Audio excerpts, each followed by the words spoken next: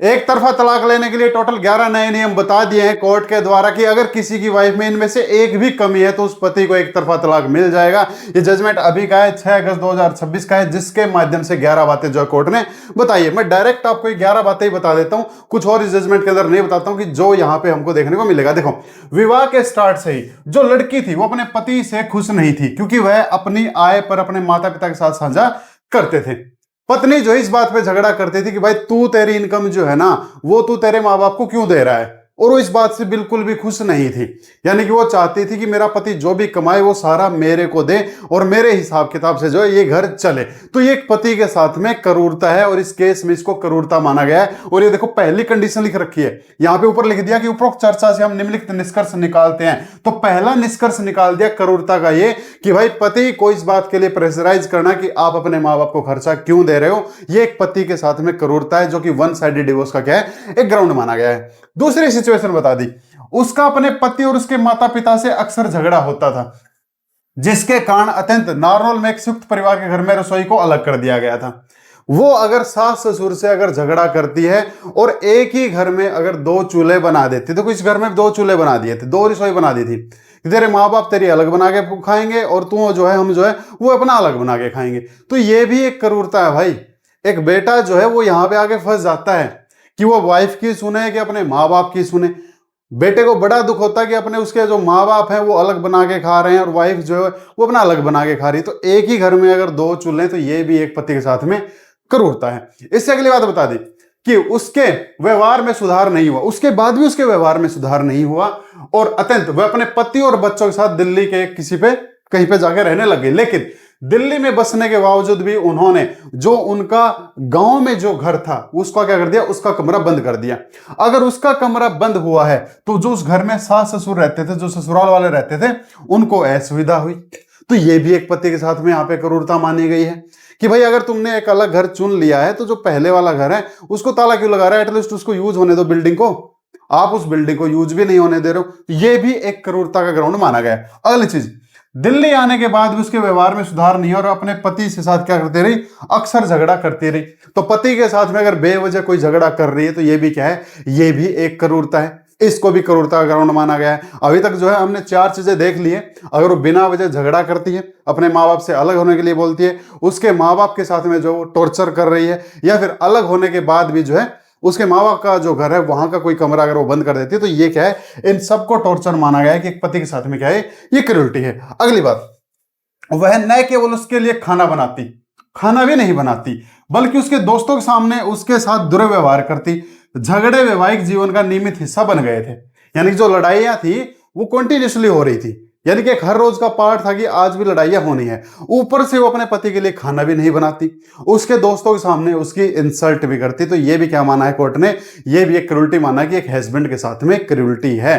अगर कोई वाइफ ऐसा कर रही है तो इस चीज को ग्राउंड बना सकता है। अब इन चीजों का बेनिफिट आप कैसे ले सकते हो, मैं एक टाइम के लिए ये बता देता हूं। देखो, अगर आपके साथ में भी कुछ ऐसा हो रहा है, कोई चीजें इससे मेल खा रही है और आपको लग रहा है कि आपके साथ में क्रूरटी हो रही है, भाई मेरे को भी जो है वन साइडेड डिवोर्स ले लेना चाहिए, तो आप इन चीजों को ग्राउंड बना सकते हो।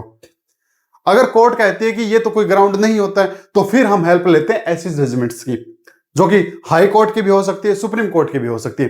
कई बार क्या होता है, जो हमारे साथ बीत रही है ना, उससे हम बहुत ज्यादा टॉर्चर होते हैं, बट क्या पता कानून की किताब में उसको टॉर्चर ना माना हो, लेकिन किसी जजमेंट ने उसको प्रूफ कर दिया हो कि भाई ये चीज भी टॉर्चर होती है। जैसे अगर कोई वाइफ जो है वो अपने हस्बैंड के साथ में फिजिकल रिलेशन अगर नहीं बनाती है, तो किसी कानून की किताब में नहीं लिख रखा है कि भाई ये टॉर्चर है, लेकिन जजमेंट में लिख रखा है कि भाई ये टॉर्चर है। तो ये टॉर्चर है, तो इसको ग्राउंड बना के हम क्या कर सकते हैं, वन साइडेड डिवोर्स ले सकते थे। तो इसी तरीके से हम क्या कर सकते हैं, इन चीजों को भी हम वन साइडेड डिवोर्स के लिए है, इनको ग्राउंड बना सकते हैं। इसके आगे देखो क्या कह दिया, स्थिति को और भी बदतर बनाने के लिए, और भी उसको बदतर बनाने के लिए अपीलकर्ता पत्नी ने 2005 से प्रतिवादी पति के साथ जो है शारीरिक संबंध बनाने से इनकार कर दिया। अभी जो बात मैं आपको बता रहा था कि उसने फिजिकल रिलेशन बनाने भी बंद कर दिए, तो ये भी क्या है, ये भी एक हस्बैंड के साथ में क्रूरटी है। अब ये चीजें कानून की किताब में नहीं लिख रखी हैं। अगर आप पिटीशन लगाओगे कि जनाब मेरे साथ जो है ना वो झगड़ा करती है जी, मेरे से नाराज हो जाती है जी, मेरे लिए खाना नहीं बनाती, कोर्ट कहेगी कौन सी किताब, कानून की किताब में लिखी है? कानून की किताब में नहीं लिखा, पर जजमेंट में लिखा है कि इस चीज को क्रूरटी माना जाएगा। तो तब हम ऐसी जजमेंट्स का क्या कर सकते हैं, हवाला ले सकते हैं। अब देखो यहाँ पे इसके लिए बता दिया, फिजिकल रिलेशन के लिए। इस बात का कोई सबूत नहीं है। यहां पे एक चीज और बताइए कोर्ट ने इस मामले को देखते हुए कि कोई सुमन के साथ में विवाहोत्तर संबंध था। लड़की ने एलिगेशन लगाया कि मेरे पति का किसी और के साथ में संबंध है। वो लड़की का नाम यहां पे सुमन बताया गया जिसके साथ में उसका अफेयर था। बट निचली अदालत को सीडी में ऐसा कुछ भी नहीं मिला जिससे यह आरोप सिद्ध हो सके। यानी कि अगर कोई वाइफ अपने हस्बैंड के ऊपर कोई शक कर रही है और वो शक झूठा है, वो उसके ऊपर एलिगेशन लगा रही है कि तुम्हारा चक्कर है, या फिर इस चक्कर के चलते अगर उसको बदनाम कर रही है, बट उस हस्बैंड का अगर कोई भी चक्कर नहीं है, तो इसको भी क्या मान लिया गया है? इसको भी क्रूरटी मान लिया गया कि एक हस्बैंड के साथ में क्रूरटी है।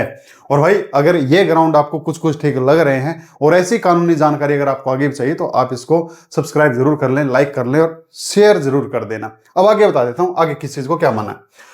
हम ट्रायल कोर्ट के निष्कर्ष से सहमत हैं जिससे फलाने लड़की के इस दावे में कोई सार नहीं पाएगा कि उसके पति शराब के प्रभाव में घर आते और उसे पीटते। एक एलिगेशन ये भी लगाया था कि मेरा पति शाम को घर आता, दारू पी के फिर मेरे को पीटता, बट इसका भी कोई प्रूफ नहीं मिला है। तो एक पति के ऊपर झूठे इल्जाम लगाना भी क्या है? यह भी एक क्रूरता है। हम यहां पे जो है मेन केस के साथ नहीं चल रहे हैं, हम ये देख रहे हैं कि कोर्ट ने जब इस केस को वन साइडेड डिवोर्स दिया है तो किन किन चीजों को ग्राउंड माना है। देखो यहां पे झूठे एलिगेशन लगाए हैं, यहां किसी और के साथ चक्कर चला के उसको बदनाम किया है, या फिजिकल रिलेशन बनाने से मना किया है, या दोस्तों के सामने उसकी इंसल्ट की है, खाना नहीं बनाया है, कॉन्टिन्यूसली उसका लड़ाई झगड़ा करना वो भी बिना वजह, ये भी एक क्रूरटी का ग्राउंड है। घर के दरवाजे बंद कर देना ये भी एक क्रूरटी का ग्राउंड है। माता पिता के साथ झगड़े करना, उसके पति के माँ बाप के साथ में झगड़े करना ये भी एक क्रूरटी का ग्राउंड है। और पति से खुश ना होना और उसकी कमाई पे हक जमाना क्या है? ये भी एक क्रूरटी का ग्राउंड है कि भाई तू बस कमा के ला, घर तेरा भाई चलाएगा। तो ऐसा नहीं चलेगा भाई, ठीक है। तो ये सब क्या है? ये क्रूरटी का ग्राउंड। आगे देख लेते हैं आगे क्या हुआ था। हमने कहां तक किया था? हमने यहां तक किया था, पिटने तक। इसके अलावा हमने इस लड़की के आरोप के समर्थन में रिकॉर्ड में कुछ भी नहीं मिला और उसके पति श्री कुलवंत सिंह ने सुमन के नाम पर एक घर खरीदा था। उसने ये भी एलिगेशन लगाया कि जिस लड़की के साथ में मेरे हस्बैंड का चक्कर है उस लड़की के नाम पे उसने घर खरीद रखा है, हालांकि कोई घर भी नहीं मिला। यह भी एक झूठी बात थी। आगे हम ट्रायल कोर्ट से भी सहमत है कि जिसने आरोप में सच्चाई नहीं पाई कि उसके पति ने उसके 1.5 लाख के गहने छीन के बेच दिए, यह भी एक झूठा एलिगेशन है। अगर लड़की का स्त्री धन है तो उसके ऊपर लड़की का ही कब्जा होता है, और अगर उसका हस्बैंड उसको छीन के बेचता है तो पति के ऊपर मुकदमा हो सकता है। तो कोई भी अगर ऐसा एलिगेशन है जो एक मुकदमे बदल सकता है, और अगर वो बात झूठी पाई जाती है तो वो एक मानहानि का केस भी बन जाता है। मैं आपको यहाँ पे ये चीज बता देता हूँ। खैर ये क्रूरटी तो है ही, तो अपने पति के ऊपर किसी भी तरह का झूठा इल्जाम लगाना, सतरी धन को लेकर अगर कोई झूठा इल्जाम लगाया तो ये भी क्या है? ये भी ग्राउंड ऑफ क्रूरटी है। तो इसको भी हम ग्राउंड बना के क्या कर सकते हैं? वन साइडेड डिवोर्स हम ले सकते हैं। आगे 11वीं सिचुएशन क्या बता दी? अपील करता झगड़ालू व्यवहार है, उसका जो नेचर है वो झगड़े वाला ही है, गुस्से वाला ही है, और लगातार क्रूरतापूर्ण कृत्यों के कारण प्रेम और मित्रता की भावना गायब हो गई है। यानी कि उसके अंदर कोई ऐसी चीज है ही नहीं कि मैं किसी चीज को लाइट लूं। हर टाइम पे क्या एक होता है ना, कई बार इंसान ऐसा होता है कि वो हर चीज में नेगेटिविटी देखता है। कुछ ऐसे हो जाते हैं पर्सन कि सामने कोई चीज है ना, उसका माइंड एक ही बात कहता है कि इसकी मैं कमी ढूंढूंगा, मैं मेरे को तो कमी ढूंढनी है। और वो इंसान है ना तो कभी खुद खुश रहता है, ना कभी दूसरों खुश रहने देता है। किसी भी इंसान की नजर अगर कोई कमियां ढूंढने में लगी हुई है ना, चाहे वो कोई चीज है या फिर कोई इंसान है, कि मेरे को तो इसके अंदर कमी ही ढूंढनी है, वो इंसान हमेशा परेशान ही करता है। ना तो खुद खुश रहेगा, ना वो दूसरों को खुश रहने देगा। इसीलिए बोलते हैं कि भाई जो पॉजिटिविटी होती है ना, उस पॉजिटिविटी को लेने के लिए तो लोग संतों के पास जाते हैं, बाबाओं के आश्रम में जाते हैं, कहीं योगा वोगा मेडिटेशन करते हैं। क्यों करते हैं? ताकि पॉजिटिविटी आए, पॉजिटिविटी आए, ताकि कोई भी चीज वो देखें तो उसकी नेगेटिव पार्ट को ना देखें, उसके पॉजिटिव पार्ट को देखें, ताकि खुद भी खुश रहें और उनसे दूसरे भी खुश रहें। लेकिन जो इंसान एक नेगेटिव होता है ना, जिसकी दिक्कत होती है भाई मेरे को देखनी कमी है, वो हमेशा दुनिया को परेशान करेगा, खुद भी परेशान रहेगा। तो वो ये वाली चीज है। देखो नफरत और अविश्वास का जहर हावी हो गया है। वो इतना मतलब कि गुस्सेल आदमी बन गया है कि उसकी नफरत से और उसके अविश्वास से उसके अंदर ही जहर बन गया है। ये कोर्ट की वर्डिंग है भाई। कोर्ट अगर किसी के बारे में ऐसा बोल रही है, और वो भी खासकर किसी लड़की के बारे में ऐसा बोल रही है, तो छोटी बात नहीं है। क्योंकि किसी के बारे में एक एक वर्ड लिखना जो है ना, बहुत बड़ा मुकदमा भी हो सकता है और बहुत बड़ी निंदा भी हो सकती है। बट फिर भी देखो कोर्ट ने कितनी बड़ी बात लिखी है कि अपील करता, इस केस में अपील करता लड़की है। यानी कि हस्बैंड ने जो वन साइडेड डिवोर्स के लिए ग्राउंड लगाए थे, पति को डिवोर्स मिल गया था और उसका डिवोर्स कैंसिल करवाने के लिए पत्नी आ गई थी दिल्ली हाई कोर्ट में, और दिल्ली हाई कोर्ट ने अब क्या निष्कर्ष दिया है? ये निष्कर्ष दिया है कि भाई डिग्री में कोई गलती नहीं मिलती, इसलिए इस अपील को खारिज की जाती है। अपील किसने लगाई थी? उस लड़की वाइफ ने लगाई थी। वाइफ की अपील खारिज कर दी, और क्या कहते हुए कि तू झगड़ालू व्यवहार और लगातार क्रूरतापूर्ण करते हुए कारण प्रेम और मित्रता की भावना तेरे अंदर से गायब हो गई है, और नफरत और अविश्वास का जहर तेरे अंदर भर गया है, जिससे वैवाहिक संबंध जो है तेरा पूरी तरह से खत्म हो चुका है। अब कोई संभावना नहीं है कि तेरी शादी बच जाए, यानी कि तेरी शादी खत्म होने के पीछे जो रीजन है वो तेरा नेचर है और कोई चीज नहीं। और जो तेरे अंदर जो नफरत भरी और जो अविश्वास भरा ना, उसी के कारण ही तेरा डिवोर्स हुआ है। और अब वो डिवोर्स बचाने के लिए हाई कोर्ट में आई थी, और हाई कोर्ट ने क्या कर दिया? उसकी एप्लीकेशन खारिज कर दी कि नहीं भाई नहीं, गलती तेरी है, क्योंकि तेरा जो नेगेटिव व्यवहार है ना, तेरा डिवोर्स का रीजन ही वही है। तो छोटी बात नहीं होती, कोर्ट किसी के लिए इतनी बड़ी बात लिख रही है, और 6 अगस्त 2026 का जजमेंट है। बट हमारे मुद्दे की जो बात है ये 11 पॉइंट है कि इन 11 पॉइंटों को कोर्ट ने क्या माना है? क्रूरटी के ग्राउंड मानना है कि भैया तूने जो है इन पॉइंटों पे आके अपने हस्बैंड के साथ में क्या किया है? क्रूरटी की है, और तू अब आई है डिवोर्स बचाने के लिए। भाग यहां से, खारिज कर दिया इसकी एप्लीकेशन को। और मैं आपको जजमेंट दिखा देता हूं, जजमेंट क्या है। मैं पूरा केस आपको नहीं बता रहा हूं, जिसको पूरा पढ़ना पढ़ लेना, मैं डायरेक्ट आपको इसकी गाइडलाइन दिखा रहा था। 6 अगस्त 2026 की दिल्ली हाई कोर्ट का जजमेंट है, अभी का है। तो अगर आप भी कोई ऐसे हस्बैंड हैं या फिर वाइफ भी हैं, तो मैं एक चीज और बता देता हूं सबके लिए। जरूरी नहीं है कि कोई ये सोचे कि मैं तो हस्बैंड के हक में जजमेंट बता रहा हूं। ये जजमेंट आया ही हस्बैंड के हक में है, इसलिए हस्बैंड के हक के लिए बता रहा हूं।